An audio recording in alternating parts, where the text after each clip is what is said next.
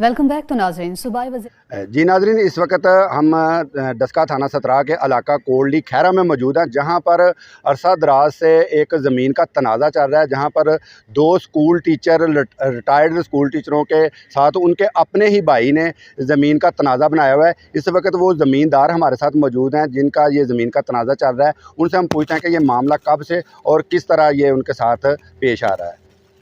ਅਸੀਂ school teacher retire ਹਾਂ। ਇਹ ਬਾਹਰ ਹੁੰਦਾ ਅਤੇ ਅਸੀਂ ਜ਼ਮੀਨ ਵੀ ਅਸੀਂ ਦੋਵਾਂ ਭਰਾਵਾਂ ਨੇ ਮਤਲਬ ਕਿ ਸਾਰਾ ਕੁਝ ਕੀਤਾ ਕਰਾਇਆ ਅਤੇ ਅਸੀਂ ਸਕੂਲ ਟੀਚਰ ਰਿਟਾਇਰ ਹਾਂ। ਇਹ ਬਾਹਰੋਂ ਆਉਂਦਾ ਅਤੇ ਆਉਂਦਾ ਵੀ ਇਹ ਵੀ ਮੈਨੂੰ ਦੇ ਛੱਡੋ, ਇਹ ਵੀ ਮੈਨੂੰ ਜ਼ਬਰਦਸਤੀ ਪੈਸੇ ਦੇ ਬਲ ਬੋਤੇ ਸਾਨੂੰ ਜ਼ਲੀਲੋ ਖਾਰ ਕਰਦਾ। ਫਿਰ ਕਚਹਿਰੀਆਂ ਦੇ ਵਿੱਚ ਸਾਨੂੰ ਪਿਆ ਰੋਲਦਾ। ਅਸੀਂ ਮਤਲਬ ਤੰਗ ਆ ਗਏ, ਅਸੀਂ ਕਿੱਥੋਂ ਇੰਨੀ ਪੂੰਜੀ ਲਿਆ ਕੇ ਅਤੇ ਇਹਦਾ ਮੁਕਾਬਲਾ ਕਰੀਏ। ਉੱਥੋਂ ਬਾਹਰੋਂ ਡਾਲਰ ਕਮਾਉਂਦਾ, ਅਸੀਂ ਇੱਥੇ ਮਤਲਬ ਕਿ ਪੈਸਿਆਂ ਨੂੰ ਸਿਸਕਨੇ। ਇਹ ਸਾਡੇ ਤੇ सीनादोरी ਤੇ पुलिस का भी सारा कुछ अपने आप से साढ़े से दबा। कहता क्या है जब उसको ज़मीन आपने दे दी? ये ज़मीन मैं खरीदना चाहना कि मैनू दे छड़ो। साढ़े मूँह चो लवाला भी खोना चाहता अपनी फैक्ट्री सू, लेकिन साढ़े को भी खोना चाहता कि मैनू ये दे छड़ो तो तुसी अल्लाह दी सपुर्द।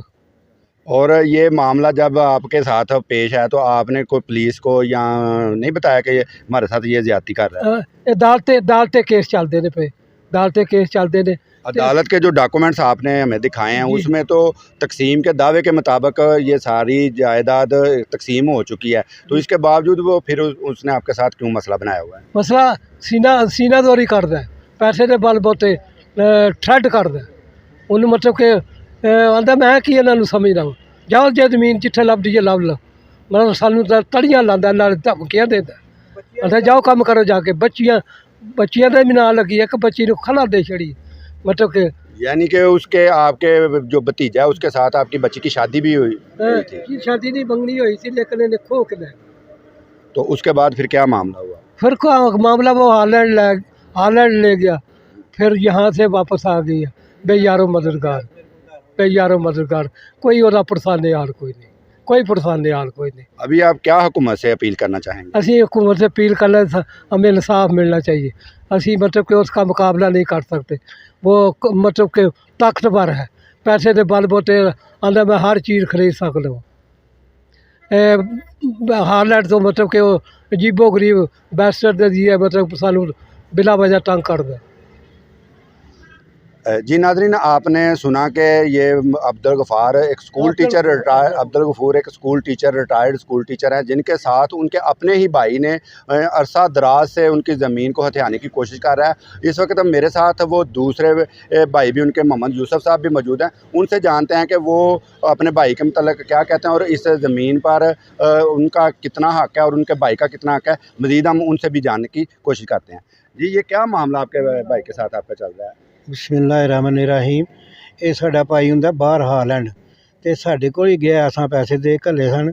इन्हें ये काम कीता भई ज़मीन असां लई सी, अपनी ज़मीन वेच के ना साडी दादी दी, तो वेच के असां अपने अपने पैसों की लई है। ये हुण साडे कोल ज़मीन खुंद है, इहदी मोटरवे तो पहले पासे वे, साडी उरले पासे वे। इन्हें चुक के उरा जाली इंतकाल करा के उरा अपनी लैन दी है। ते नाले मेरी बच्ची भी शादी सी इहदे नाल होई, इन्हें उन्होंने थ्रेड किया ज़मीन मेरे नाल लवा, फिर उन्होंने फैसला भी हो गया। ये कि ज़मीन की वजह से सारा ये मामला कर रहा है? ज़मीन की वजह से सारा मेरी बच्ची नूं आंदा सी ज़मीन मेरे नाल लवा। फिर इन्हें जिस बच्ची की शादी हुई थी उस बच्ची को ये थ्रेड करता रहा। फिर इन्हें 20 लाख रुपया मेरे को मंगवाया सी उत्थे। वो साढ़े को कागज़ मौजूद ने, तो मैं बच्ची नूं मकान लैके देना उत्थे हालैंड च, ना मकान ते ना 20 लाख रुपया है। तो हुण सानू इन्ना तंग पिया करदा, अदालतां च रोलदा, कदी किते पर्चा करांदा, कदी किते पर्चा करांदा, कदी किते पर्चा करांदा। यानी कि नजायज़ आपके साथ ये ज्यादतियां करदा, बड़ी ज्यादती करदा। ये तो साढ़े सारे पिंड नूं पता है। तो ये बाहरों आउंदा तां मैं रैस्ट है, तो मैनूं बाहर दी बड़ी अथॉरिटी है, मैं फलान ठीक है बाहर दे सिर ते हैं। तो मैनूं अटैक हो गया सी फालज दा, जिहदे ज़मीन ते कब्जा कीता पुलिस लिया के, तो मेरे कोल सारियां रिपोर्टां पईयां ने, तो मैं महा बचिया वां।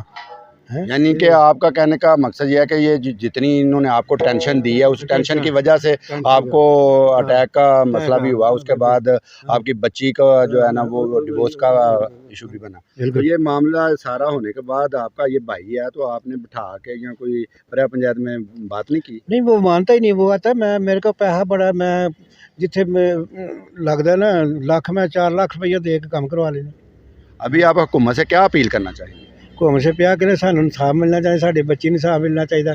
ਉਹਦੇ थ्रू पैसे मंगवाए सू, नाले बच्ची नूं आंदा साडे नाल ज़मीन सारी लवा, हैं ज़मीन नाल वा बच्चियां नूं। मैं मेरी बेटा कोई नहीं, बच्चियां ही ने, ते बच्चियां नूं आंदा ज़मीन नहीं, मैं ज़मीन लैनी है सारी बच्चियां कोलों भी। बच्चियां मेरियां नाल उदन आईयां ने, रात दे 10 बजे ने कब्जा पै लैना, पुलिस लिया के फिर मेरे नाल बच्चियां आईयां ने, बेचारियां खज्जल होंदियां रहियां ने इत्थे। इनू ज़रा ये मामला कब से आपका चल रहा है? ये कम से मुंजिया ने मेरे दिसंबर दे से चल रहा है, दिसंबर यानी कि ये जो साल गुजरा 2023 तो यानी कि अभी 4-5 माह ही हुए हैं। 4-5 ਮਹੀਨੇ ਹੋਇਆ ਹੈ।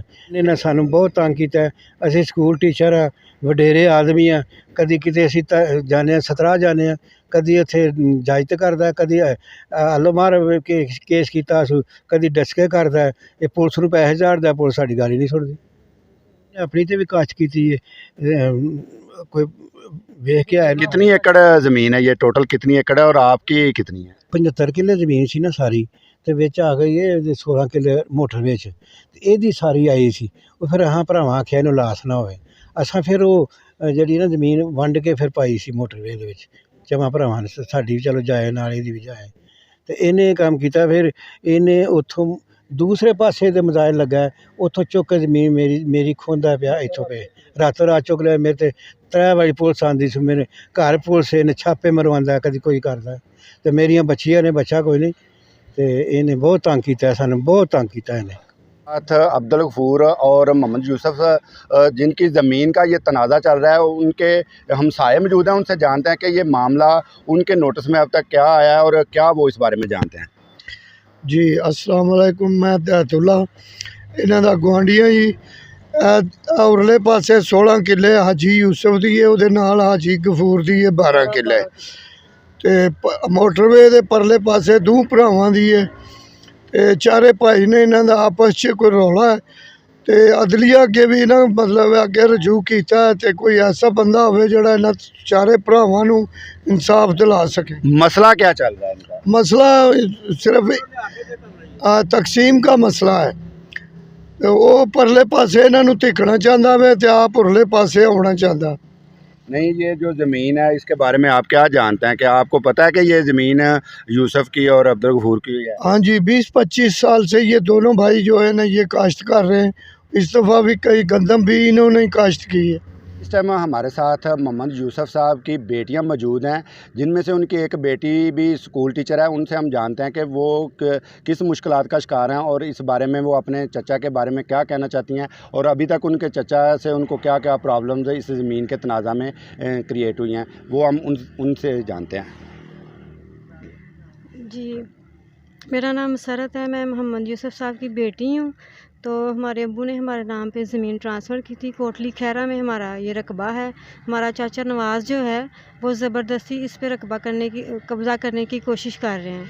हमारी वज़ीर आला पंजाब मरियम नवाज़ से गुजारिश है कि उनसे गुजारिश है कि हमारे साथ इंसाफ़ किया जाए। हमारे बाप जो हैं वो बीमार हैं, उनका हम ट्रीटमेंट करवा रहे हैं। हमारा कोई भाई नहीं है, हम 5 बहनें हैं जिनके नाम पे ये ज़मीन ट्रांसफ़र हुई है और वो छीनने की कोशिश कर रहा है। तो हमारी आपसे रिक्वेस्ट है कि हमारे साथ इंसाफ। बहन क्यों इस वजह से आपका ये वो सगे चाचू हैं तो क्यों वो ऐसा कर रहे हैं जबकि उनकी ज़मीन अलग है, आपके अलग है? तो क्या ये मामला क्यों आपके साथ पेश आ रहा है? जी, हमारी एक सिस्टर की शादी हुई थी उसके बेटे के साथ, तो उसको भी बाहर थ्रेट करते थे कि ये प्रॉपर्टी हमारे हम ट्रांसफ़र करवाओ। इसके अलावा 20 लाख रुपया भी कैश लिया हुआ है उन्होंने हमसे, कुछ जेवरात भी हैं। तो उसको भी उसके साथ टॉर्चर करता था उसका बेटा। हमने तंग आके उसका खुला करवा लिया है, खुला ले लिया है उसका ना। तो ये इसकी हवस ही है बस के साथ। मतलब 4 भाई हैं जिनके प्लाट है लहदा, इसका लहदा है। तो ये जब हमारा जो प्लाट है वो अब मोटरवे वाली साइड पे आ गया है, तो इस पे वो कब्ज़ा करने की कोशिश कर रहा है। इसकी जो है कीमत है वो ज़्यादा है ना, इस वजह से। बाकी थोड़े साइड पे हैं तो उनकी कीमत कम है, तो उसका दिल है कि मैं, ये बहनें हैं, इनका कोई भाई नहीं है, बाप बीमार है, तो मैं इस पर कब्ज़ा कर लूँ। मैं शाज़िया यूसुफ़ हूँ, यूसुफ़ साहब की बेटी हूँ।